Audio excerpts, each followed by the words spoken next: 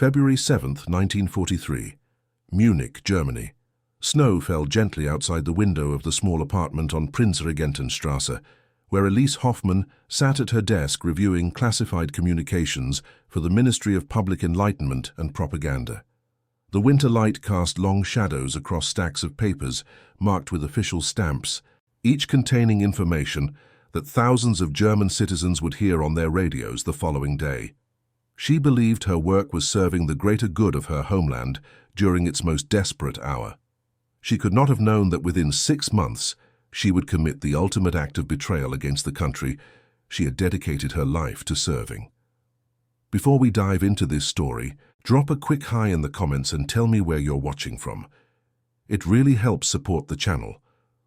What follows is not simply a tale of espionage, but a profound examination of how love can transform the very foundations of patriotism and duty, forcing one woman to question everything she had been raised to believe. Elise Hoffmann had never considered herself extraordinary.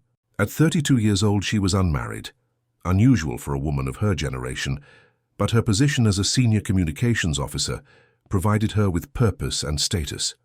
Her father, Colonel Werner Hoffmann, had served proudly in the previous conflict and raised his only daughter to value order, discipline, and unwavering loyalty to the fatherland.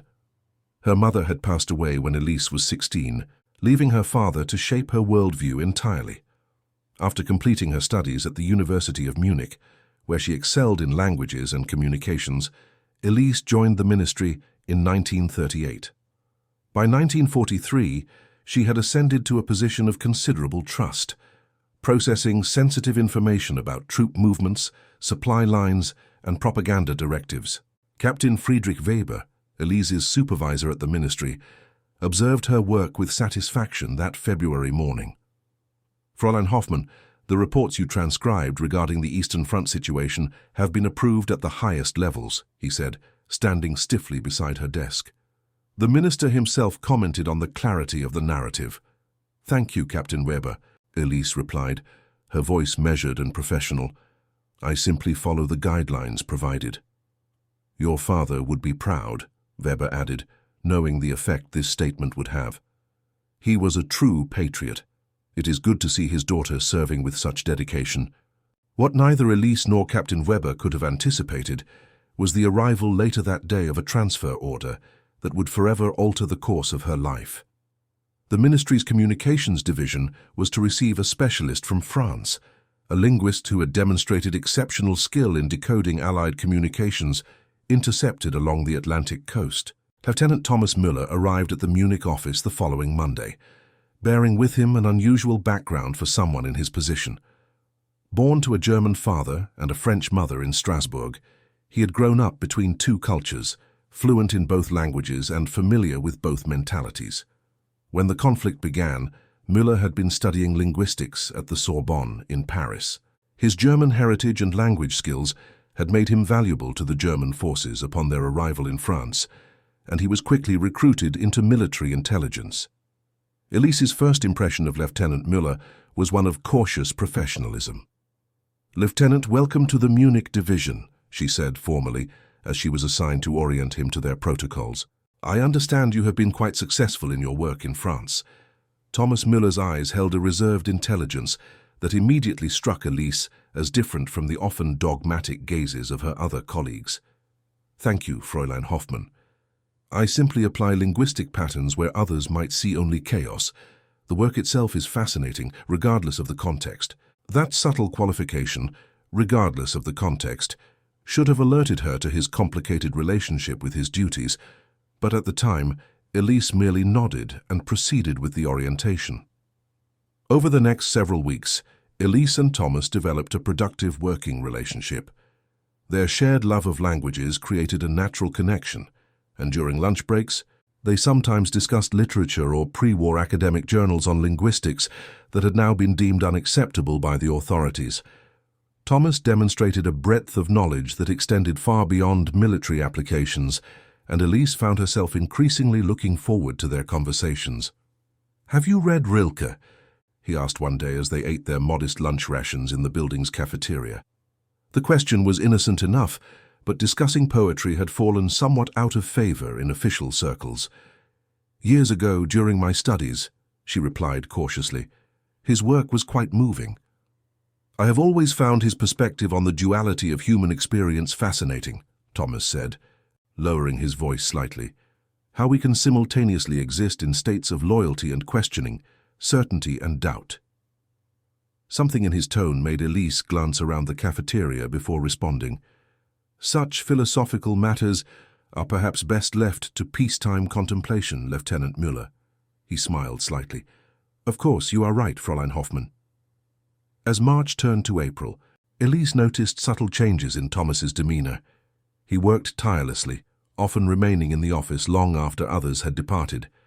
One evening, as she prepared to leave, she found him staring intently at a map of France with an expression she could not quite decipher. "Lieutenant Müller," she said softly, "it is nearly 8 o'clock." He straightened quickly. "Fräulein Hoffmann, I apologize." I was lost in thought. "Is everything all right?" she asked, surprising herself with the personal nature of the question. Thomas hesitated, then spoke carefully. "My mother's family lives near Bordeaux. I have not heard from them in some time." Elise felt an unexpected pang of sympathy. "I hope they are well." "As do I," he replied, his eyes returning to the map. "The food shortages in that region have become severe." In that moment, something shifted between them, an acknowledgement, perhaps, that behind their official roles existed human beings with connections and concerns that transcended national boundaries. The following week brought news of intensified bombing campaigns in France, targeting infrastructure believed to be supporting resistance activities. Elise was responsible for processing the reports that would shape public perception of these operations.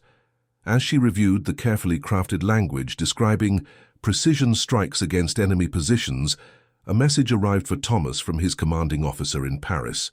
She delivered it to him personally.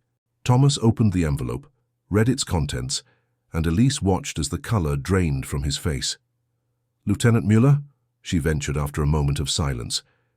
"It is nothing," he said quickly, but his hands trembled slightly as he folded the paper and placed it in his pocket. "Thank you, Fräulein Hoffmann." That evening, as the office emptied, Elise found herself lingering, concerned about Thomas's strange reaction. When she finally gathered her things to leave, she noticed light coming from beneath the door of the records room, a space that housed copies of all communications sent and received by their division. Her responsibility as a senior officer should have compelled her to investigate immediately and report any unauthorized access.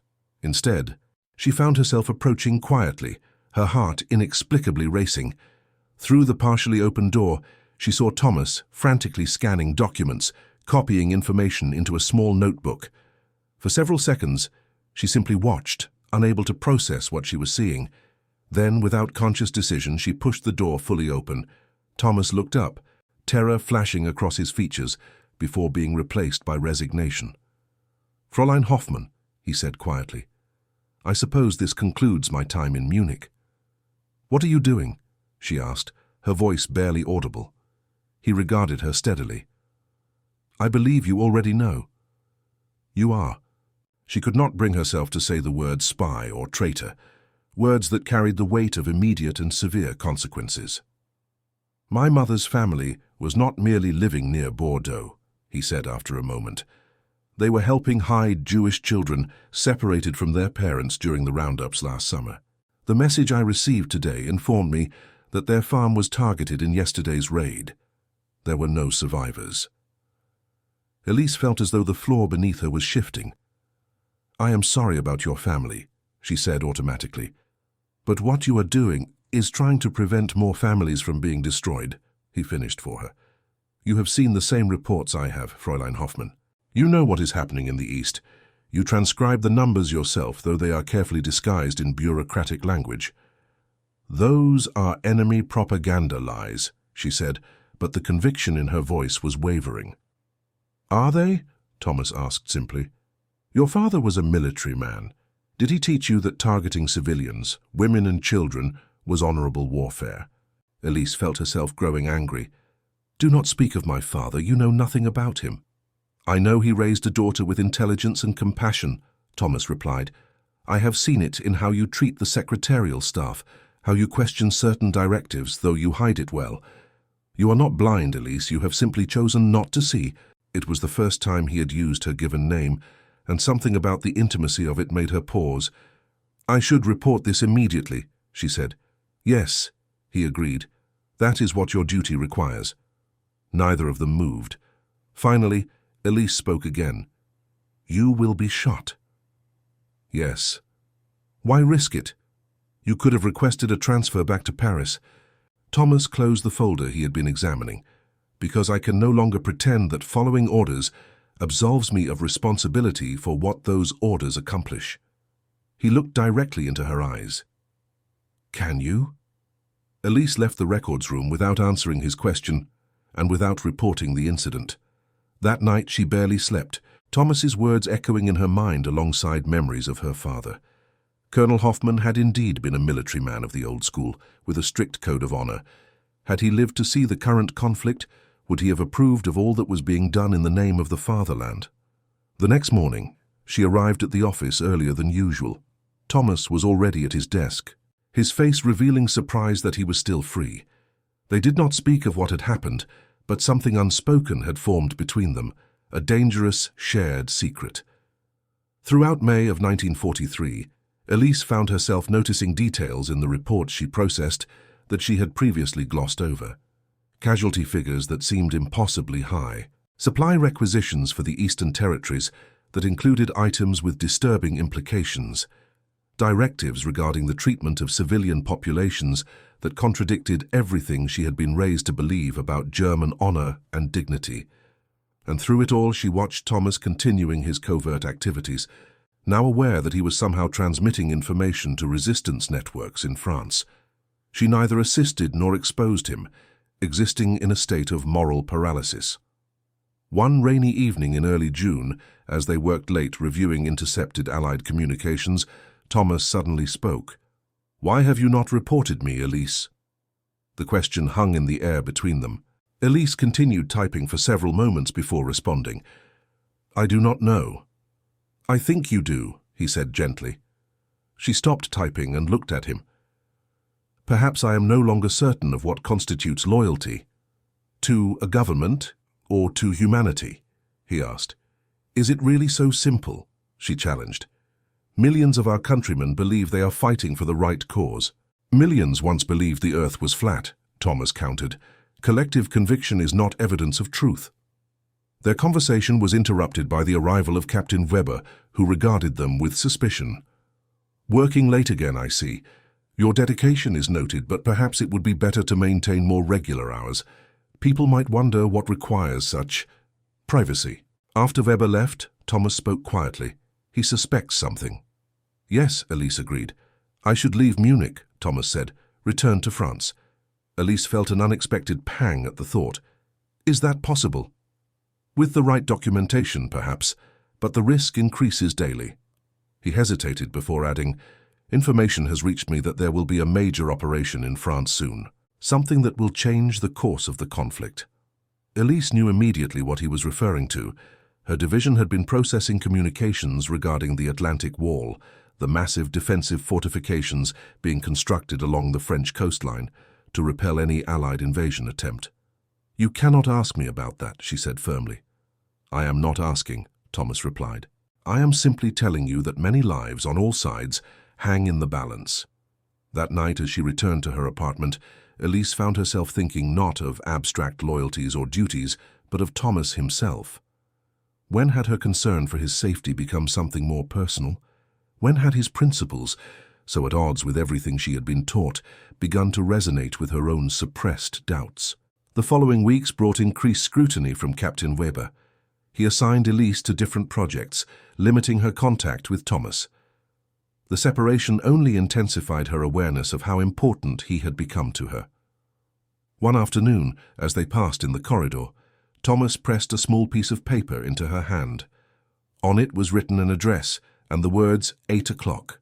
Against every principle of caution, Elise found herself walking toward the address that evening. an inconspicuous cafe in a working-class neighborhood far from her usual haunts. Thomas was seated in a corner, his collar turned up against the slight chill of the summer evening. "You came in," he said, relief evident in his voice. "I should not be here," she replied. But she sat down across from him nonetheless. "I am leaving tomorrow," he told her without preamble.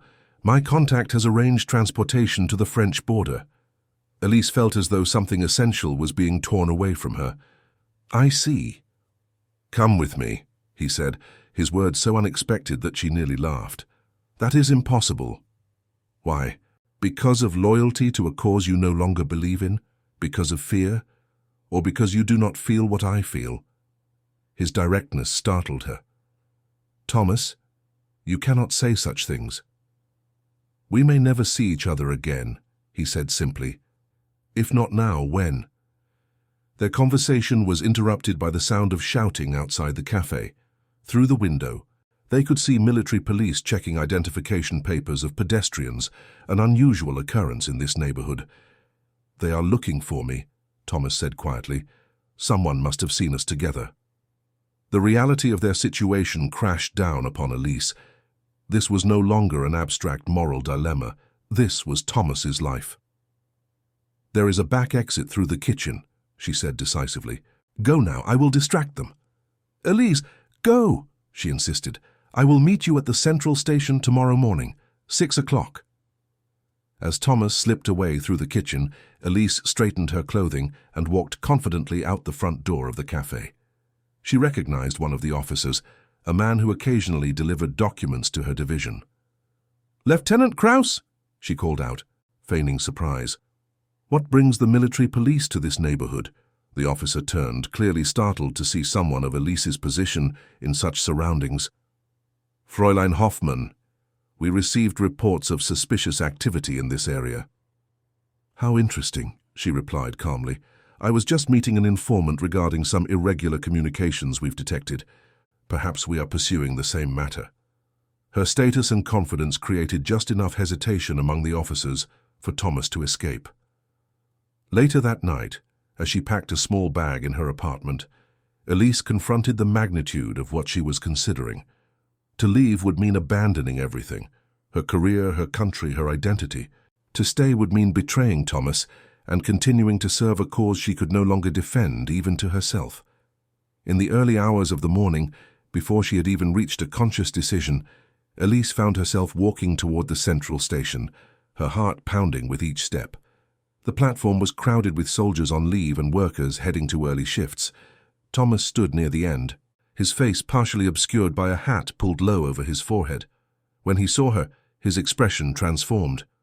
"You came," he said for the second time in 24 hours. "I am not certain why," she admitted. "I am," he replied. Before they could board the train, however, the distinctive sound of military boots echoed through the station. Captain Weber appeared at the far end of the platform, accompanied by several officers.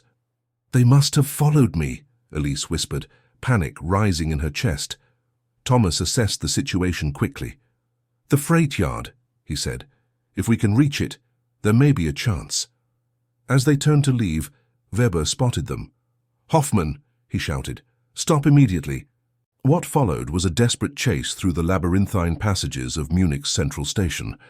Thomas led the way, his familiarity with railway systems proving invaluable as they navigated through maintenance corridors and storage areas. Behind them, the shouts grew more distant, then closer again as their pursuers split up to cover more ground. They finally reached the freight yard, where a train was being loaded with supplies bound for the Italian front. "We need to hide among the cargo," Thomas said, pulling Elise toward a partially filled boxcar. "They will search every car," she replied, breathless from their flight. Thomas looked around desperately, then his eyes lit upon the administrative building. "The manifests," he said suddenly. "If we could alter the departure records," Elise immediately understood. "I can do that. My authorization would not be questioned." "It is too dangerous," he protested. "They are looking for both of us now." "They are looking for us together," she countered. "A single ministry official examining records would not raise suspicion." Before he could argue further, she pressed her hand to his cheek. "Trust me," she said. Board the 9:15 freight to Stuttgart, car 17. I will handle the documentation and meet you there." In that moment, everything between them was spoken without words: the growing affection, the shared moral clarity, the determination to forge a different path from the one that had been laid out for them. Elise walked confidently toward the administrative building, straightening her clothing and adopting the officious demeanor she had perfected over years of service. Inside, she quickly located the dispatch office. "Fräulein Hoffmann from the ministry," she announced to the harried clerk. "I need to verify some shipment details immediately." The clerk, impressed by her credentials, quickly provided access to the manifest records. Elise made the necessary adjustments to show car 17 as sealed for special ministerial transport, a designation that would prevent routine searches. As she completed the alterations, the door to the office burst open. Captain Weber stood in the doorway, his face contorted with rage and exertion from the chase. "Hoffmann!" he spat. "Where is he?" Elise's mind raced. Weber had clearly not expected to find her alone, performing official duties. She could use this confusion to her advantage. "Captain Weber," she said, her voice steady despite her pounding heart. "I am conducting an investigation ordered directly by Minister Goebbels' office. Lieutenant Müller was found to be engaged in questionable activities. I have been tracking him for weeks." Weber's expression shifted from anger to uncertainty. "Why was I not informed of this operation?" "Compartmentalization, Captain," she replied coolly. "We needed to determine the extent of his contacts within the ministry. Your knowledge would have risked compromising the surveillance." "Then where is he now?" Weber demanded. Elise allowed frustration to color her tone. "He spotted me following him here and fled. I believe he was attempting to board an eastbound transport. I came here to alert the railway security." Weber hesitated, clearly trying to reconcile this explanation with what he had witnessed. "You were seen with him at the café last night." "A necessary risk to confirm my suspicions," she countered. I had to gain his confidence. For a tense moment, Elise thought Weber would reject her explanation. Then, reluctantly, he nodded. "What are your orders regarding Müller?" "Apprehend if possible, but surveillance is the priority. We need to identify his entire network." The lies came easily now, each one building upon the last. "I suggest you coordinate with the Eastern checkpoint. I will continue examining the manifests for any irregularities." After Weber left, Elise completed her documentation alterations and slipped out of the office. The 9:15 freight to Stuttgart was already being prepared for departure. She made her way casually toward car 17, aware that Weber might still have officers watching the yard. The car was filled with crates of machine parts and medical supplies. Thomas was hidden behind a stack of boxes, his face registering relief as she appeared. "It worked?" he asked in disbelief. "For now," she replied. "They believe you are headed east, but they will discover the deception eventually." As the train lurched into motion, Elise made a final, irrevocable choice. She pulled herself fully into the car and slid the door nearly closed, leaving just enough space to ensure they would not be locked in. "You are certain?" Thomas asked, understanding the significance of her action. "No," she admitted honestly. "But I am certain I can no longer be part of what Germany has become." The train gathered speed, carrying them away from Munich, away from the life Elise had known. She had brought with her only a small bag containing personal identification documents, which would soon become a liability, a modest amount of money, and a photograph of her father in his uniform from the previous conflict. "He would not understand," she said, looking at the photograph as the countryside began to roll past. "Perhaps not at first," Thomas replied, "but I believe he would respect your courage." "Is that what this is?" she asked. "It feels more like terror." Thomas took her hand. "Courage is not the absence of fear. It is the decision that something else is more important than fear." Their journey to Stuttgart was only the beginning of a dangerous odyssey. From there, they made their way to the French border, using Thomas's connections to avoid checkpoints and patrols. By August 1943, they had reached the relative safety of rural France, where resistance networks provided them with new identities and shelter with a farming family outside Lyons. It was there, working alongside the French resistance, that Elise made her most significant contribution to the Allied cause. Her intimate knowledge of German communication protocols and propaganda strategies proved invaluable. Working with resistance radio operators, she helped craft messages that could pass German security checks, allowing for the transmission of critical intelligence regarding coastal defenses along the Norman coastline. Thomas, utilizing his linguistic skills, became involved in processing information from various resistance cells, creating comprehensive reports that were eventually transmitted to Allied command in England. Their work, alongside that of countless other resistance members, helped lay the groundwork for the events of June 6, 1944, the Allied landing operations in Normandy. For Elise, the transformation from loyal German civil servant to active resistance member was neither simple nor painless.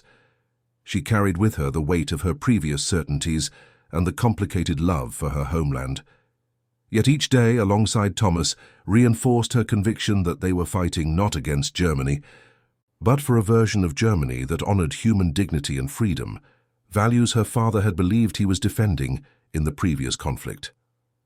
In the farming community where they lived under assumed identities, Elise and Thomas were known as Elizabeth and Antoine Dumont, refugees from Alsace. Their growing personal relationship remained largely unspoken, a quiet understanding that deepened with each shared risk and sacrifice. One evening, in the spring of 1944, as they walked along the edge of a field blooming with early wildflowers, Thomas finally gave voice to what had been developing between them. "When this is over," he said quietly, "if we survive, I want a life with you, Elise." She stopped walking and faced him. "Thomas, we do not know what the world will look like when this ends. I am a traitor to my country. You are a fugitive. Our futures are uncertain at best." "The future is always uncertain," he replied, "but my feelings for you are not." In that moment, surrounded by the beauty of the French countryside and the distant thunder of warfare, Elise allowed herself to envision a future beyond conflict, a life rebuilt from the ruins of certainties that had proven false. "Then we will build something new," she said simply, and sealed the promise with a kiss that defied the chaos surrounding them. Their work continued through the Allied invasion and the subsequent liberation of France. As German forces retreated eastward, Elise and Thomas remained with the resistance, providing intelligence that helped minimize civilian casualties during the Allied advance. Their unique combination of skills, Elise's understanding of German military protocols and Thomas's linguistic abilities, saved countless lives on both sides of the conflict. When Germany finally surrendered in May 1945, Elise and Thomas faced a new challenge: reconciliation with their pasts. For Thomas, whose actions had always been motivated by opposition to the regime rather than to Germany itself, the path was somewhat clearer. For Elise, whose transformation had required the painful dismantling of lifelong beliefs, the journey was more complex. In the immediate aftermath of the conflict, both worked with Allied forces to help identify and document the full extent of atrocities committed during the war. Painful work that nevertheless confirmed the moral necessity of the choice Elise had made that day at Munich Station.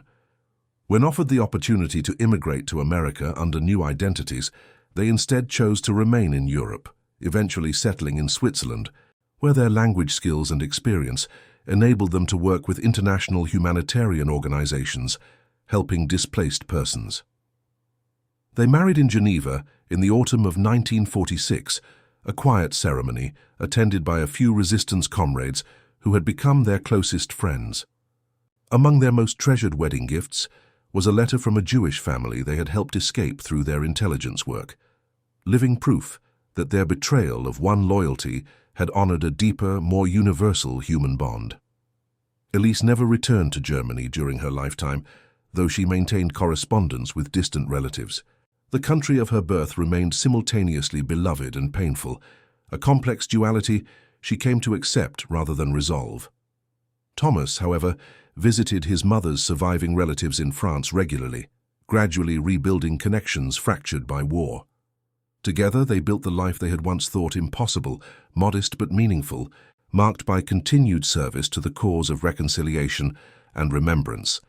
They never spoke publicly about their wartime activities, preferring to let the historical record document the broader movements of which they had been just two participants among many.